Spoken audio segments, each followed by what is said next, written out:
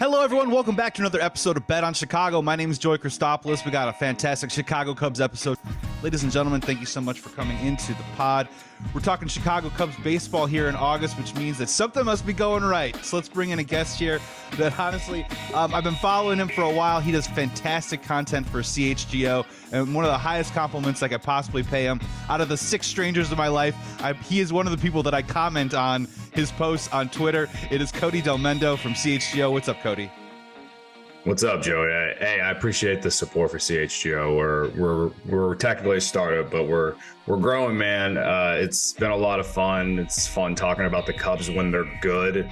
It's fun to talk about the Cubs in a playoff race in August. It's not something we've been able to do the last handful of years, so it's exciting time. So I'm happy to do this. This is exciting. I don't have to talk about what are we selling or buying. I don't have to talk about guys, the contract, are we extending them or not, at least for 2 months. But again, exciting times.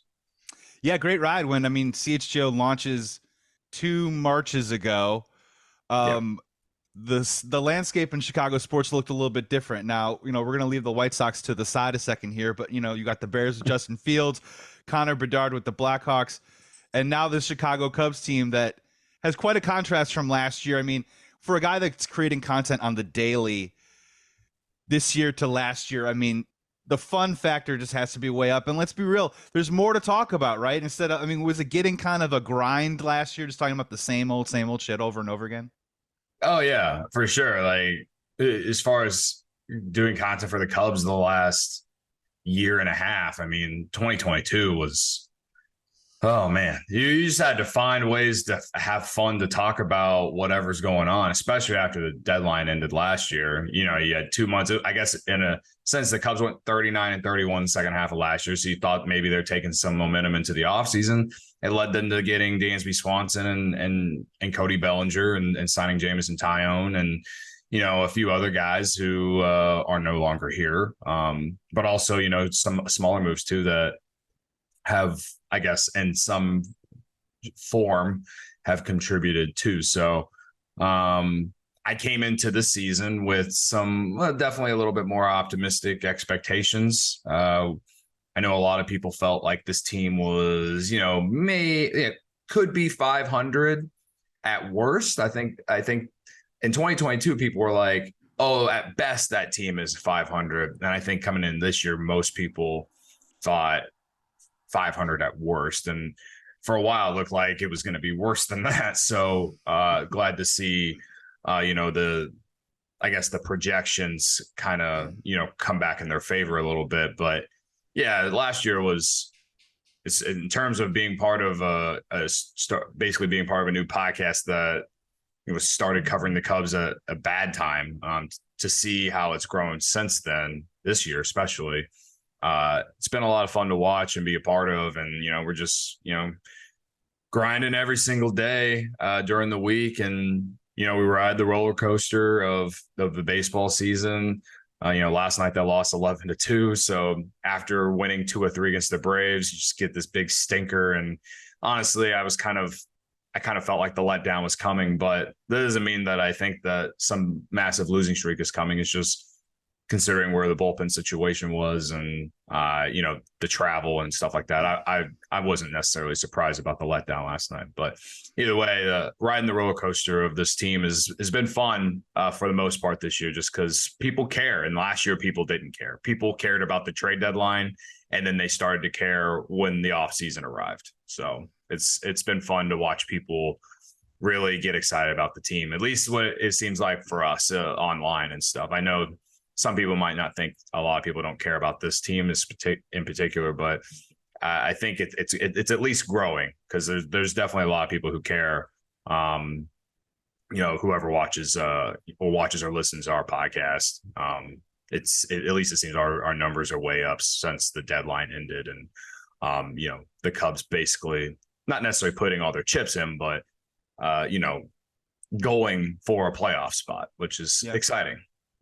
Yeah, when great content meets competition, that's when those numbers start to rise. So good on you guys. I'm with you, man. Even when we were 10 games under, and had a plus run differential, you're kind of scratching your head and you're saying, what exactly is going on there? And I picked out something that you said there. I mean, I entered this year with a baseline of expectation, and that's something that honestly we kind of hadn't had in a couple of years, and still kind of, I don't know, mourning the loss of the team and the transition that was kind of going through there. I'm glad that they spent money in the offseason because I think it kind of just expedited that sort of awkward transition and a bit of that lean a little bit. When you talk about small moves, Cody, you know, this is your first time here on Bet on Chicago, so you have to know that I only ask hard-hitting questions, and we demand transparency and honesty at all times. So, Cody Delmendo, where were you for the summer of Mike Tauchman? Where was I? I was in. Where were you, sir? Where were you? I was in the greatest city in America, Chicago, at beautiful historic Wrigley Field for at least 13 of those games at this point. The summer of Mike Tauchman has been. Is there a cup snake that can verify this attendance? Perhaps. Yeah, I have plenty of pictures that prove it. What turned into a bit, or what started as a bit that's kind of turned into like, I guess it's still a bit, but just like, I don't even know how to explain it. Like it started as a bit because he came up whenever Cody Bellinger got hurt. That like the whole reason we even know who Mike Tauchman is because Cody Bellinger got hurt. And you were like, Rafael Ortega? No, it's not Rafael Ortega. Yeah, like guy. And like, I guess I just didn't give him enough respect. I looked up his numbers when he got called up. It's like, okay, he had a cool 2019 with the Yankees, but other than that, it seems like he's been a bench guy, you know, journeyman. He's in his 30s. Oh, he's from Palatine. Cool. All right. So I know Marquis going to reference that at least 1,000 times over the next 3 months. But yeah, no, what's cool about how that bit started was I want to say I'd have to go back and look at my first mention of like that tweet that I send all the time, but I want to say that it might have started whenever he had that insane catch in San Francisco and the Kyle Hendricks like almost no hitter or whatever.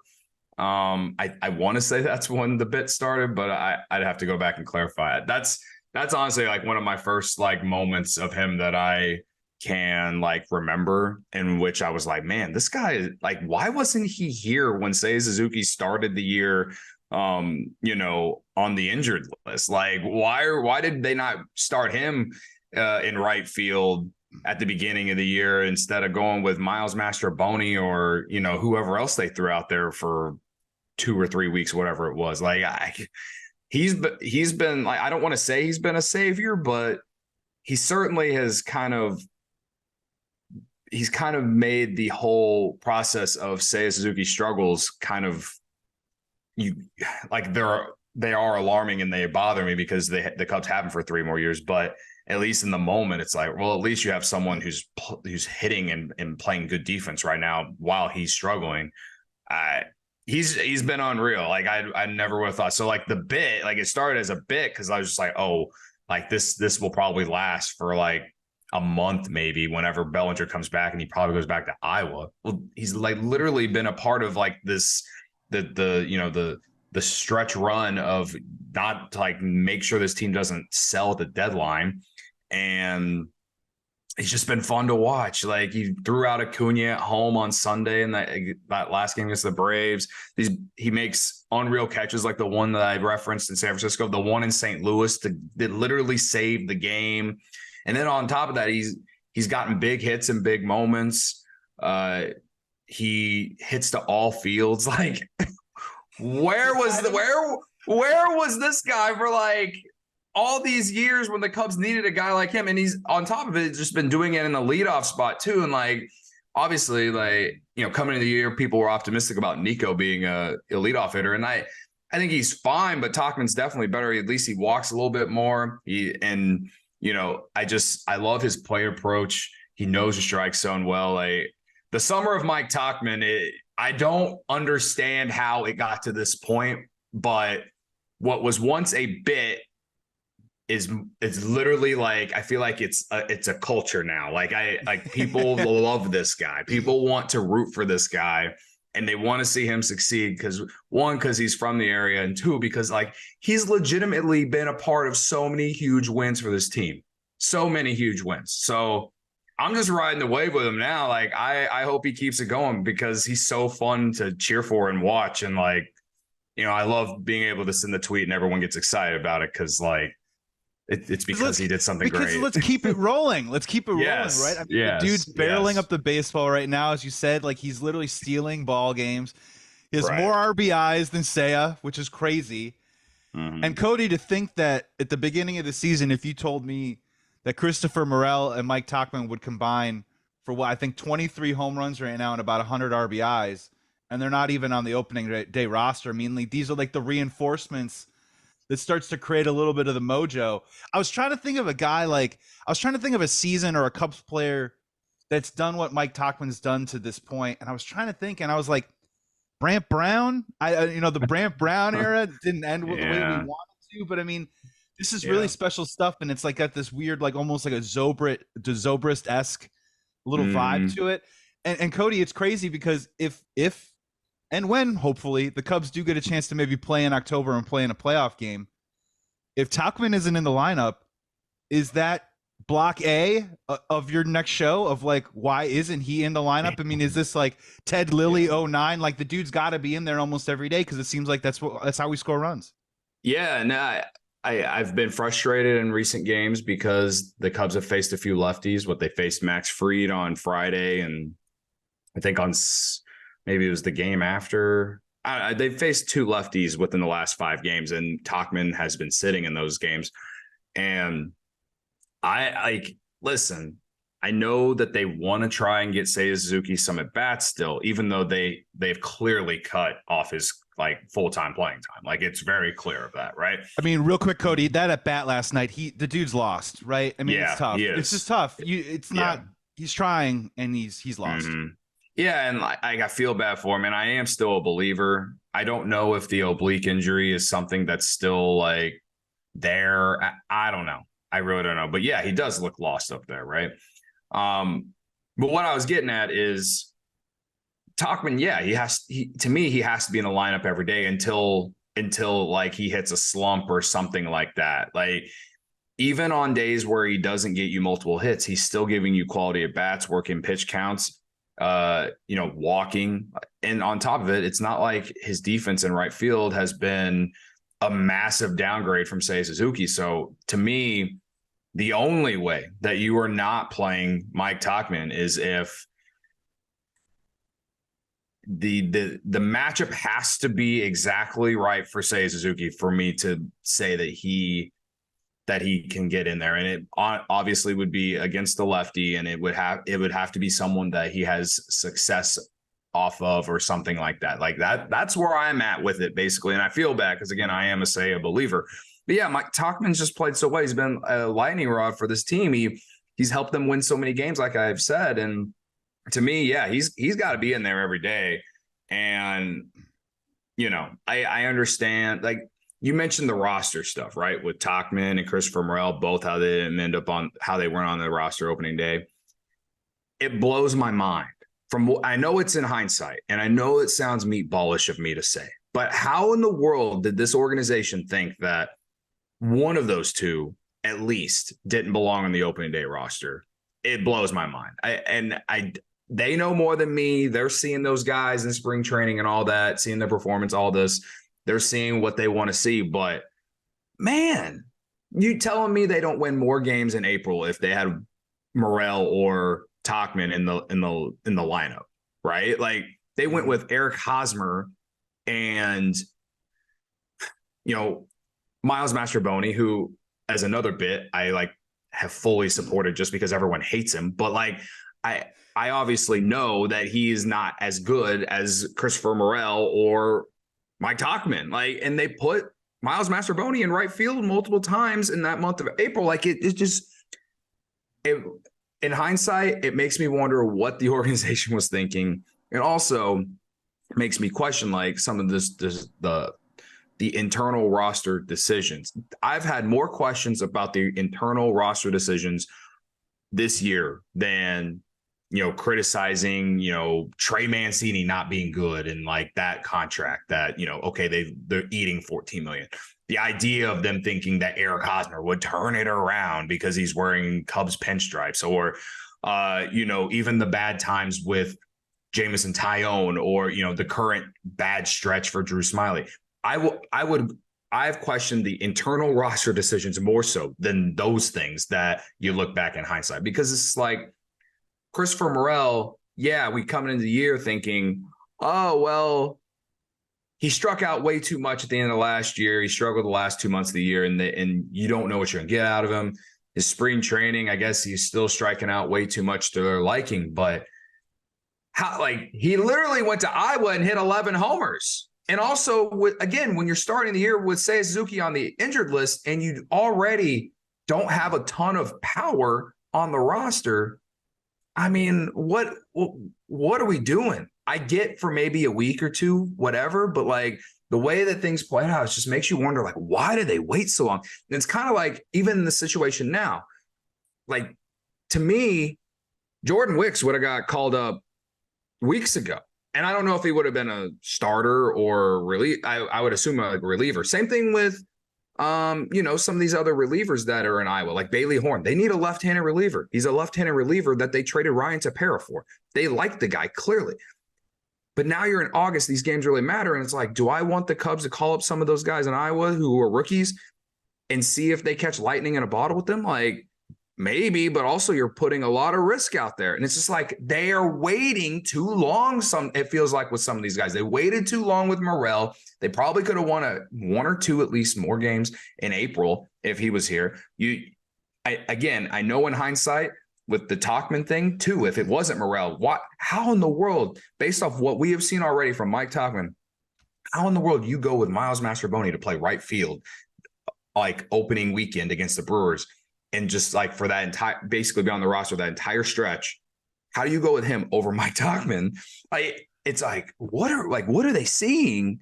And so it's things like that. And like they've done that with, the bullpen and stuff too. And, they managed to get the bullpen right. And like, I'm happy about that, but there's just a lot of Fulmer at the beginning of the year is kind of in the same subcategory that you're talking about.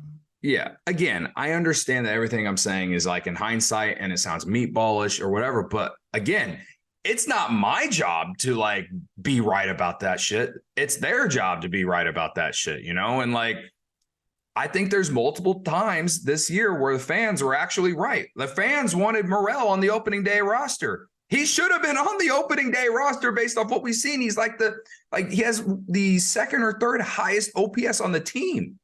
Yeah, So to me, it's like, how in the world did they wait till May, like 8th or 9th for them to call him up? It was like kind of the same thing with Mervis too. I know Mervis struggled here, but I never really thought he deserved to be sent down. The only reason that it hasn't like loomed large is because they played Bellinger at first base. And that was the whole reason that they, demoted him, because they're like, we're going to play Bellinger at first until his knee is fine. Then they can put him back in center. Then they go get Candelario. It seems like Murphy is probably going to spend the rest of the year in Iowa, and that's fine. But at the time, it was like you're removing your power lefty bat, and you already have enough problems with power. You're one of the bottom 15 teams in baseball, and with home runs and stuff like that. And it's just like, what are we doing sometimes? And again, the team's playing better right now, and they've been hitting a lot more home runs of late, and they've taken advantage of the soft schedule and all of that. But like, I still continue to look back at some of these roster decisions. And if they don't make the playoffs at the end of the year, you can look back at 5, 10 different games probably where you're like, man, and you look at those lines and you're like, man, if we didn't play Miles Mastrobuoni, Madrigal, and Barnhart in the same lineup, maybe, just maybe, things go differently in that game. Like, I'm sure you've seen lineups get put out and you're like, what is this? Is this serious? Like, are we trying to win? Those are the text threads that I'm having with my friends, is on the daily lineups, especially those first 2 months. And man, it's a couple of factors, right? Like, look, like I don't have I don't have the gift of all the analytics in front of me that they pour over that makes them think that the Boner is the guy to use in the right field on a daily basis. But I think a couple of things happen, right? I think Jed in the offseason said, look, we got to bring this baby back up to baseline and we got to do it quick. So they went to Costco and they bought in bulk in veteran, right? Yeah. I mean, that's kind of what they did. They did Trey and Eric Hosmer. They literally like doubled up on a position because they were worried, about a Frank Schwindel type of situation. They walk into the year, the first 15 games kind of look good.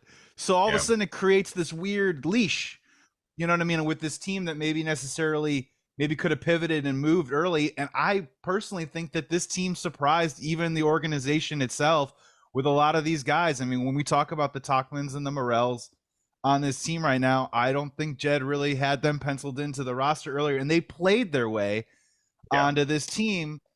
And it's been really interesting, even when you look at Dansby Swanson, right? We all thought he was the fourth shortstop that they took in the market. They never really went top shelf all year long. So this season has been a big thing of ifs, and it's been so beautiful, in my opinion, because the ifs, like if only's kind of worked out in so many different scenarios. So my question for you is, go back to preseason. Let's stay there for a second, Cody. I'm sure you had a lot of ifs. What is your favorite if that has worked out that has delighted you the most so far about this Cubs team? What's one of your preseason predictions that it's like, it's totally worked out and I'm tickled by it? If Cody Bellinger gets back to anything close to MVP form, of course, like obviously that's the biggest if. Wait. Caveat really quick. If he gets back, then we just trade him in June. That was the preseason thing. And now it's like, baby, what's he hitting? 332 now? Yeah, he's hitting like 330 now. Like, good God. To me, he's an automatic, like, must bring back, must re-sign. Because he plays Gold Glove defense, not just in center field, but at first base too, in my opinion. And, he could probably do that in left and right field too, just based off the kind of athlete he is. His strikeout rate is significantly lower compared to his like final years with the Dodgers. On top of hitting, I wish that we would have got to see him not be hurt for that entire month, because then the numbers would be even better. Probably. Sure. Before he got hurt, he did kind of go through like a 2-week slump in May, but like the entire team was slumping in May. Like May was a month that I wish I never had to watch, but he just brings something to the table every day. He makes an impact, whether it's on defense, hitting, on the bases. He has like 17 or 18 stolen bases this year. He's been everything that we could have hoped for, and he's setting himself up to make a lot of money.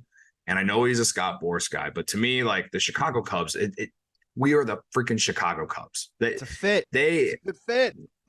They need to just find a way to keep him around. And the thing is like, I don't think that he's going to command over $200 million. I think he's a 5 or 6 years, 170, 180, somewhere in that range. And the Cubs have given out contracts like that before. And again, like I know PCA is coming, but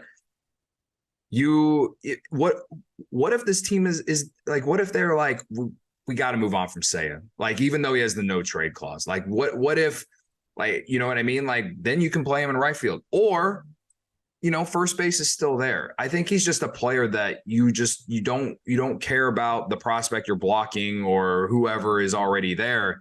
He is the superstar player that the Cubs have needed. Like on CHGO Cubs in the spring, we all sat there and said that this team will be in it in August, September, if Cody Bellinger is something. If he is, not necessarily MVP form, but just even like just really good. Like if he is setting himself up to get paid a lot of money, then this team is in it in August. And here we are. And like they somehow managed to tread water while he was out for that month. There was tough times for sure when he was out, but ever since he's came back, he's just been one of the hottest hitters in baseball. His July was insane, and he's only kept it up here to start August. To me, I know it's like in the moment, and I've only seen him play good right now, but like even in April, he was great. So to me, he's the biggest what if. I guess the second what if is like, I probably like something related to Swanson. Like, yeah, everyone thought he was the consolation prize, and he's turned out to be the best shortstop, based off advanced analytics, at least that's out there. Has the highest WAR of the other three. He's the best defensive shortstop in baseball. He has his on base percentage is like the highest of his career or near the highest of his career right now. Like I expected him to be very good. I didn't know how much he was going to impact on this team, but I think you could see it whenever he was out for like those 2 weeks, like after the Brewer series, before the All-Star break when he got hurt, and then whenever they came back from the All-Star break, they lost the series against the Red Sox.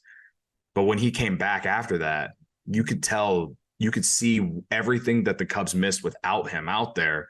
And I think a lot of people kind of took him for granted just because the team wasn't winning for that May and June and the hot and cold stretches that they would go on, and people would just wonder like, what is this guy? But as far as value, he's been everything that the Cubs could have asked for. And like, I was someone who wanted Correa, and I like pounded the table. We need Correa in the offseason. And like, listen, again, I'm not the one who's supposed to be right about that. The front offices. So I give as much as I have criticized Jed when it comes to these internal roster decisions, I will give him all the credit for getting it right with Dansby Swanson. Yes, they still have 6 more years after this to see if like he's still playing well. I'd expect him to be, just fine for at least in the first half of his contract based off how he's played to start his career with the Cubs. But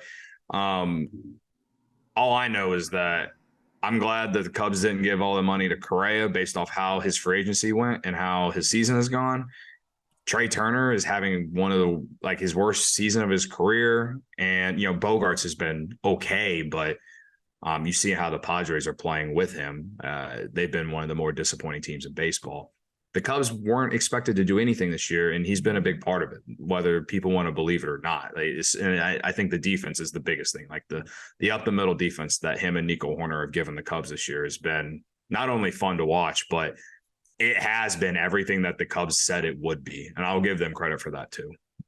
Yeah, I think that was one of my biggest ifs of like, we were looking at this defense and getting excited about it. And there was moments when I'd be excited in the winter, and then there'd be moments where it would be like, calm the fuck down. This is just defense we're talking about. But man, yeah, it's really kind of helped us pick a couple of games here and there. I mean, the obvious highlights aside, but man, he's getting a couple double plays right when you need it. I mean, Ian Happ's been fantastic in left field again this season. The rotation at third base has worked out pretty well. And honestly, it's been really quite a pleasant surprise. I mean, my favorite part about Cody Bellinger is that I knew that the dude had a really violent, beautiful swing out here in LA. But he's got also this ability to break it down a little bit and get to the bottom of the zone and pick up hits maybe when he wouldn't see it. And that kind of leads to, oh, yeah, that's why the dude was hitting 400 for the Dodgers for the first, 2 or 3 months of the season when he won that MVP that one year. So that's been really impressive. Got a couple more here for CHGO's Cody Delmendo here on Bet on Chicago. We're about 110 games in. We're fighting for a playoff spot here. I want to talk a little bit about David Ross with you just really quickly. I just want to keep it open, to be honest with you, because he feels like a guy who he won the division in 2020. Grandpa Rossi is back. The last couple of years, it's just been kind of hard to gauge and grade his job as a manager. He really hasn't had a particular moment or something that we can pinpoint and say, this is Rossi's blueprint on the team. I thought the beginning of the year was a little rough, but man, during this stretch, the last couple of weeks, I mean, are we giving enough credit to David Ross for the success of the Cubs right now as we should, or is it still just all on the players? Yeah, I mean, what is it everyone says, or what people say? When the team's losing, it's always the manager's fault. And when the team is winning, the manager doesn't get enough credit. I mean, I've always been someone who thinks the manager, as long as they make good bullpen decisions consistently and, gets the players up to play for them every single day, no matter if it's April or October, no matter the scenario, no matter the, whoever they're playing, never getting too high, too low. in certain situations, in terms of opponents and stuff like that. Like, as long as you're getting players up to play for you every single day, to me, that's what I want in a manager. I think he's a big motivational guy that in that clubhouse. I think he's kept them very level headed, but also like believing in themselves to, get to this point.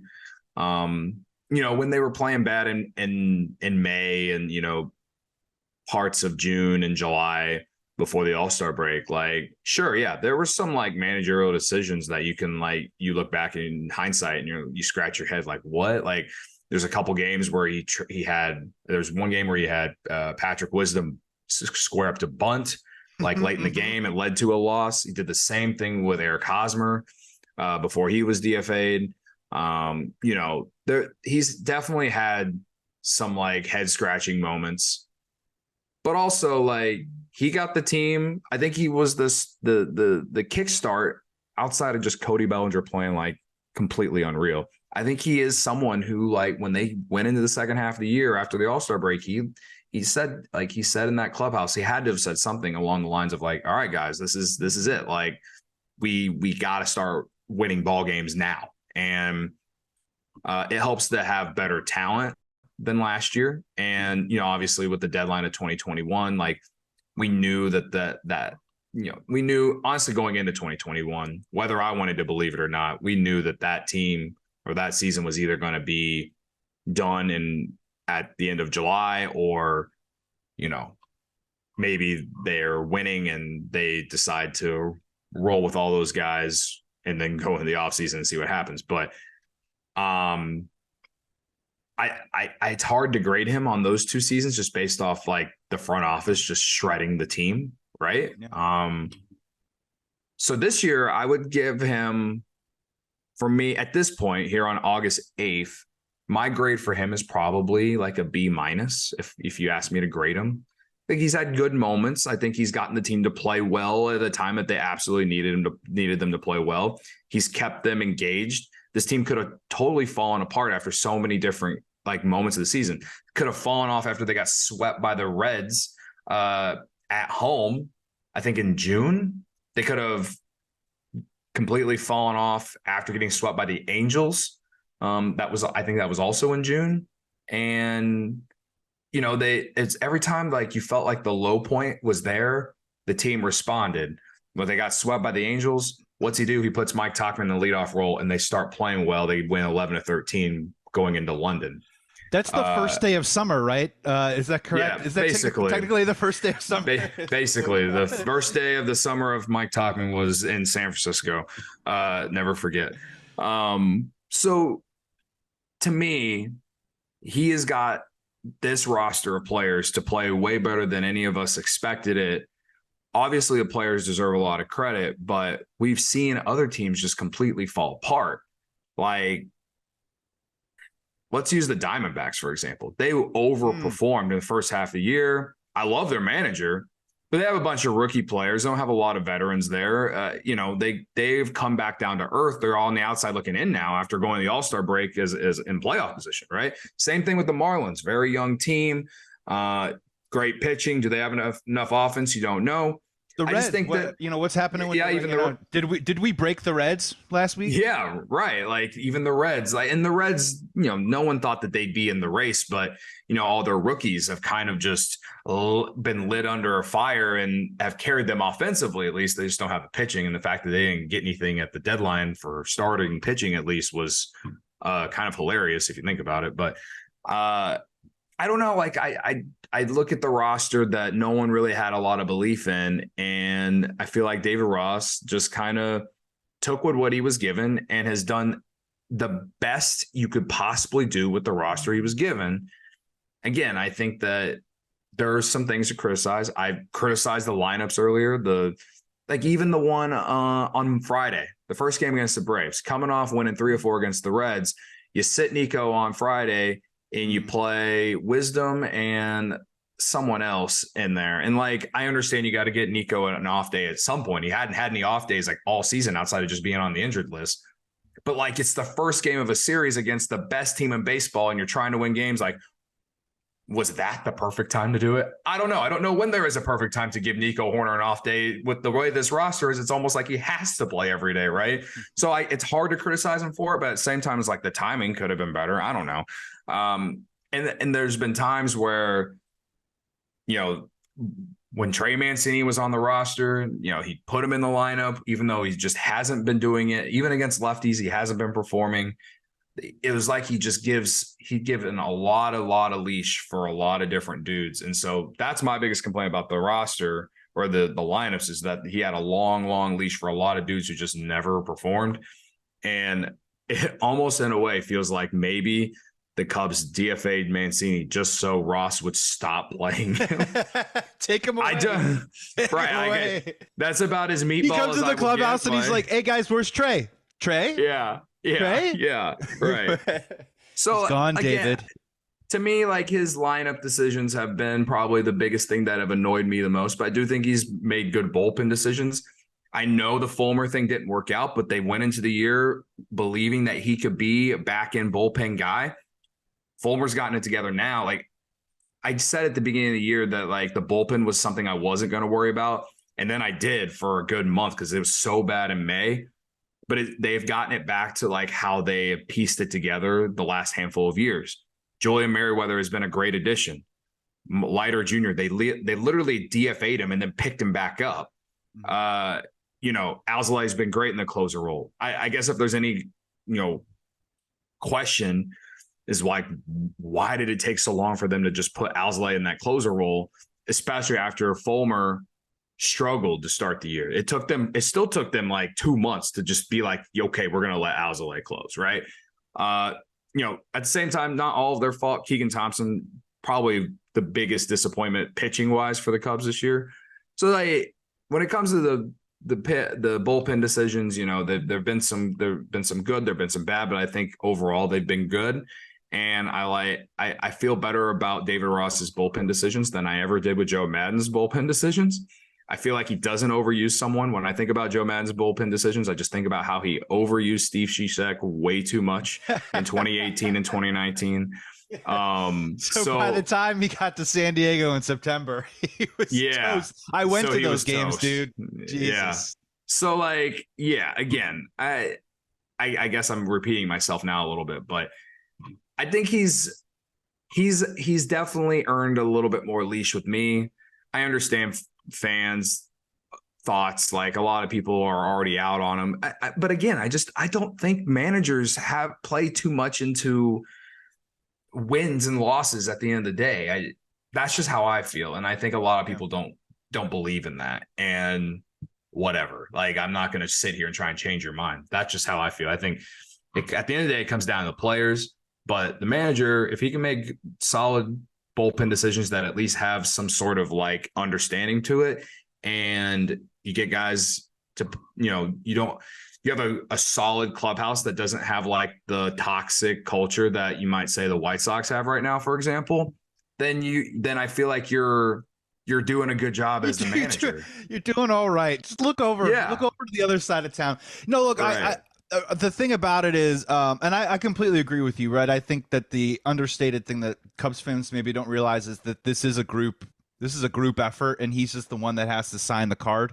You know what I mean? Yeah. And send it to the umpire to start the game. I mean, and whether it's coming from the organization or whatever, we can debate that, or maybe we don't even know the answer. But I just think that it's a time to, I think it's very easy for Cubs fans to find the criticisms, right? Like, gave Tucker Barnhart a really long run, early on in the season. He just recently woke up in the middle of the night and said, Bellinger and Dansby 3-4. Let's try it. You know what I mean? So I also think, though, that what he's done with the Drew Smiley situation, some of these openers have actually worked out for him. Thankfully, the offense has also been good too as well. That I just think this is the type of run where, if we're looking for things to be positive about David Ross, I think the opportunity is in front of him now these next couple of months. And I'm not saying define a legacy, but we really don't have a lot to go on with David Ross other than Grandpa Rossi, World Series winner. And I think as a manager, I just think this is kind of a little bit of that moment for him. And and obviously the players, it comes down to the players in general, but I'm just really interested to see, which kind of leads me to my final question for you, Cody. You have just gotten a phone call. You're getting buzzed up to the Chicago Cubs caution conference concern room. I'm sitting you down and I'm putting like 5 portfolios in front of you right now. And I want to talk to you about options of how we're going to handle the starting rotation. A group that has carried us all year long. And to be honest with you, I think it's been it's fallen on hard times and has been masked by a fantastic offense that honestly is the best, not just in the National League, but maybe in all baseball the last 2 or 3 weeks or since the All-Star break. Maybe we'll just kind of start here. What is your concern level? There's plenty of time, right? But I mean, if we're hanging our hat on anybody right now, it's Justin Steele, and then. Well, I'd say my biggest concern right now with the starting rotation is if Stroman can get it together when he comes back. I would say that's the biggest thing. Like Justin Steele, even in recent starts, he looks a little fatigued. I mean, he's hit like his career high in innings, I believe, after his last start against the Braves. And listen, the Braves, it was a gutsy performance against the Braves because that lineup is unreal. But he gutted one out against St. Louis when they needed it. He just shows up and gives you quality innings every 5th day. For the most part. Now, Stroman, he was great. I mean, for the first 3 months of the year, right? I think it's been bad since London, since the start in London. Trey Mancini broke Marcus Stroman, people are saying. Yeah. People are saying.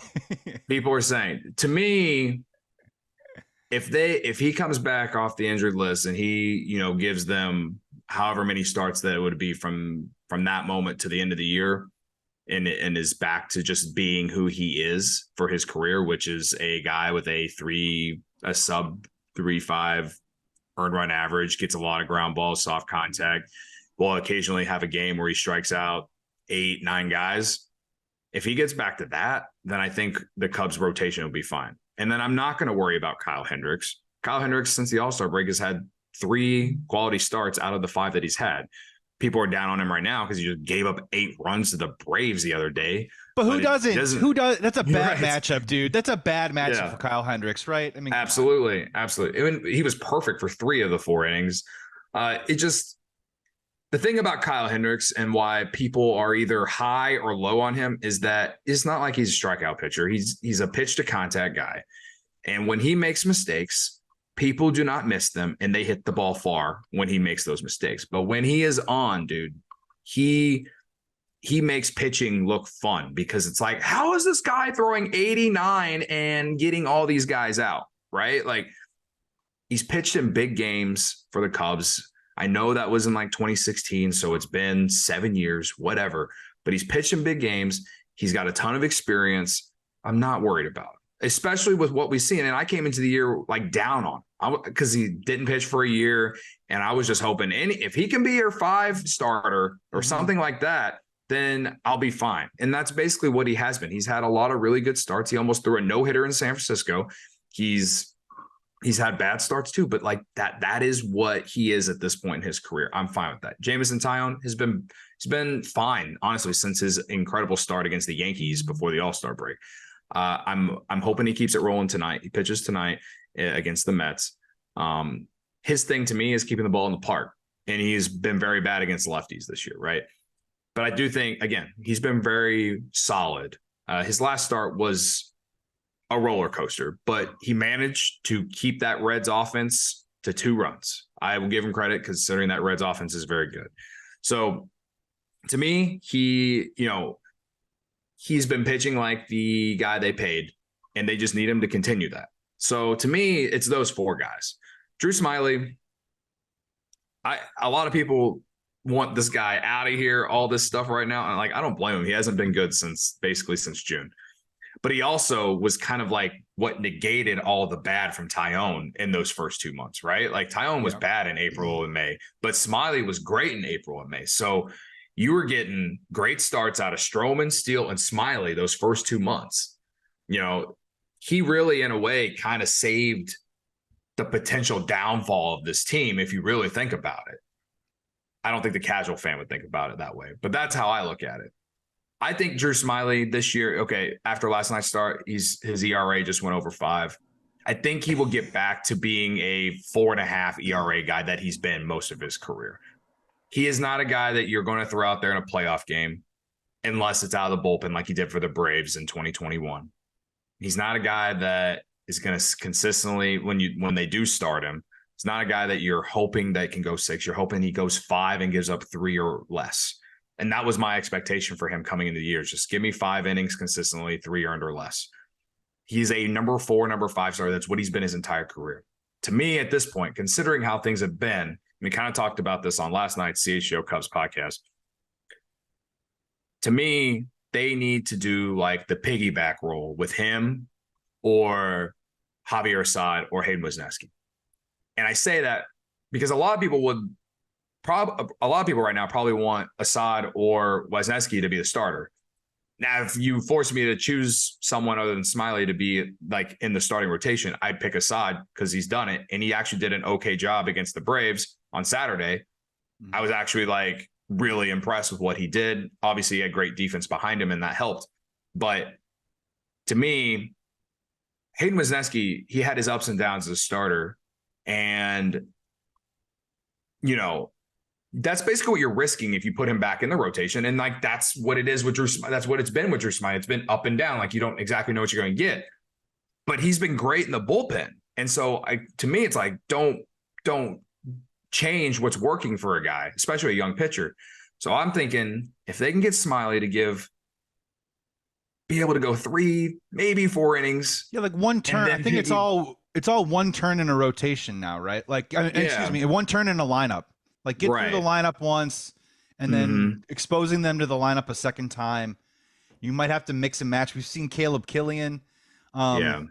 Is there another guy? Obviously, September call-ups is a time when you expand rosters, but is there a rabbit in the hat pitcher that you think could possibly emerge and help out this situation? Because that's the thing is I'm with you on the 4 guys, and when you get into a playoff series, I think we'll be okay. But, you know, I'm just trying not to fool myself where when I started the year, I was saying, man, my fear with this Cubs team, honestly, is this team going to be a 3-run home run short like in the 8th inning when we really need that big pop? Are we going to get it? And are we going to be short? And, man, we're going to be playing some 2-1 games at some point. Yeah. And I'm just saying every game's going to count, right? So this 5th starter thing isn't just going to be mix and match and Band-Aid. I mean, they have to sort of come up with a plan here. And I do like what you're saying with a version of Assad, Wesneski, Smiley, some sort of combo to get you to 6-7 to get you to the lighter situation. But is there another guy? Maybe is there any rabbit in the hat? I know you said Jordan Wicks, but yeah, they're not going to bring Ben Brown up. That's not a thing. Like I've seen that already. I don't think that's going to happen, right? I think if Ben Brown comes up, it would be out of the bullpen. To me, I think he's on the minor league injured list right now because of his innings. I don't think he's actually hurt. Again, that I cannot confirm that, but I think he could potentially be a bullpen guy, and whenever they decide to make that a thing. Wicks is a guy that I think when he does get the call eventually, he will be inserted right into the rotation. Do I think that they should be inserting this guy in the rotation in August or September in a playoff race?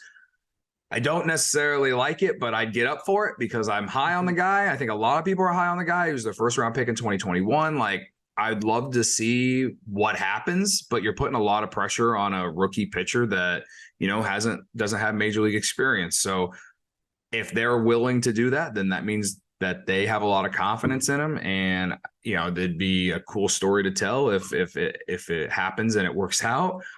But as far as like what we know, what we see, I do think like the best route right now, based off just experience and considering the situation, I think you got to keep rolling Smiley out there and maybe try and roll with like the piggyback roll that they used to do with like Justin Steele and Keegan Thompson or something like that. Or again, if you are going to move Smiley to the bullpen, then I think Assad would be the guy, just because he's had more success as a starter this year than Wesneski. And I for Wesneski, I am so high on him. Like I don't want him to, go back into I don't want things to go downhill for him and kind of ruin that confidence that he's built up since coming back from Iowa, So it's it's a tough situation. It makes you wonder, why didn't this team go get a starter at the deadline? Well, it's like, well, this team, they're just trying to make the playoffs. They're not going all in.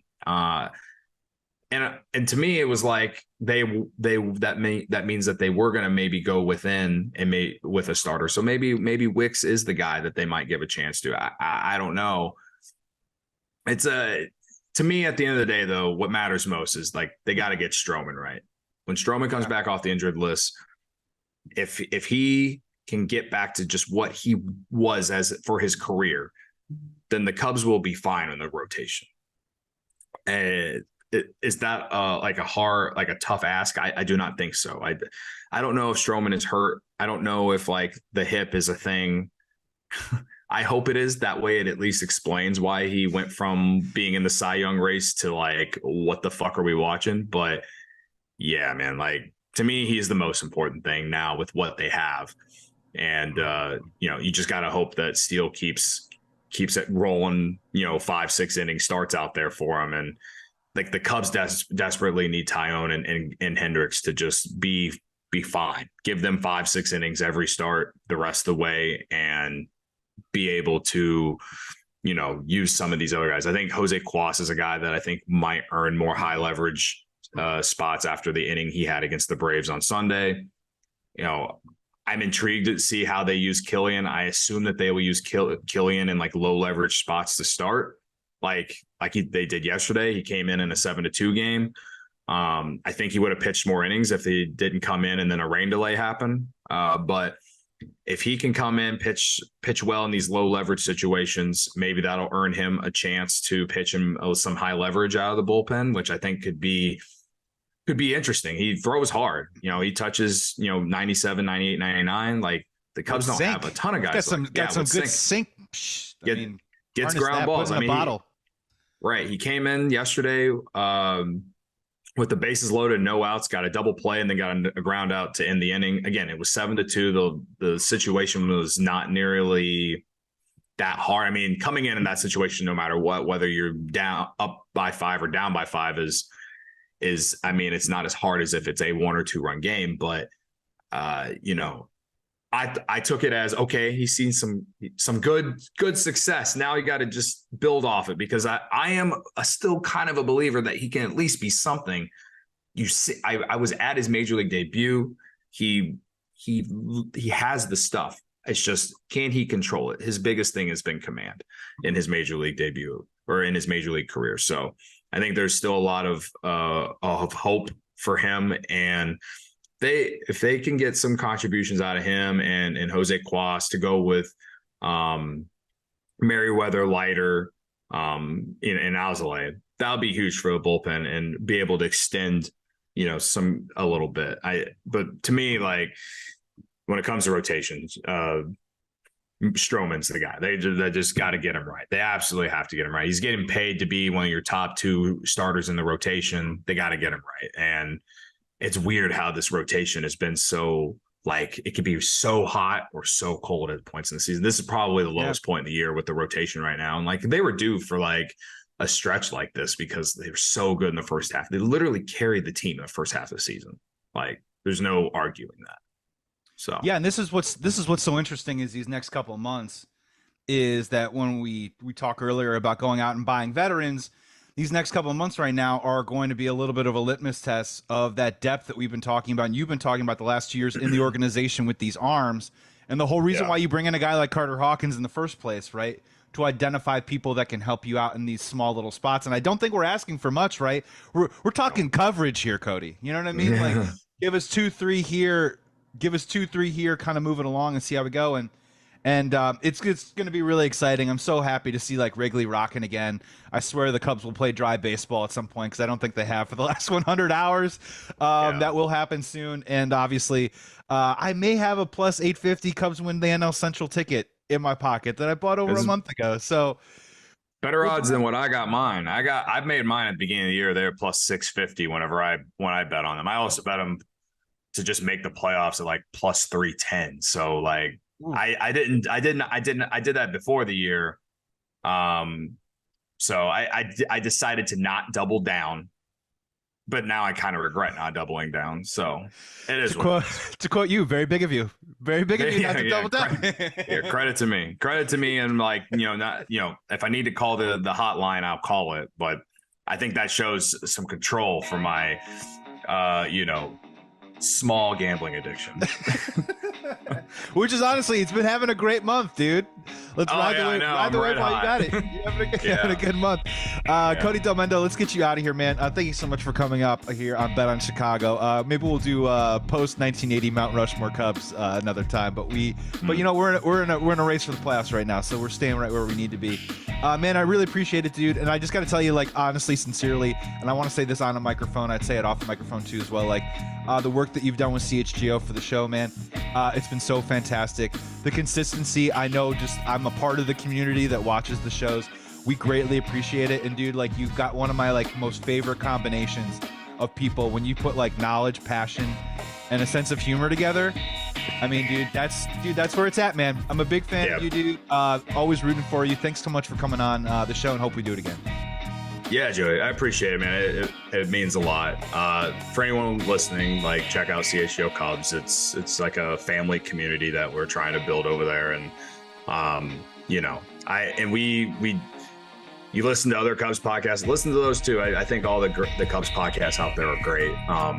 There's a lot of great people in the Cubs content creating community. So we'll always support people who are doing this type of stuff. And, it's a lot of fun being able to talk about your favorite baseball team when they're winning. And it's at least fun to be able to, have therapy with everyone whenever they're pissing us off. So again, thanks, Joey. Oh, no, man. My pleasure, man. Thanks for coming on. Great hair. Thanks so much for hopping into this episode. Be well, be safe. Please be good to each other. We will be back with more soon. And until then, remember, when in doubt, always bet on Chicago.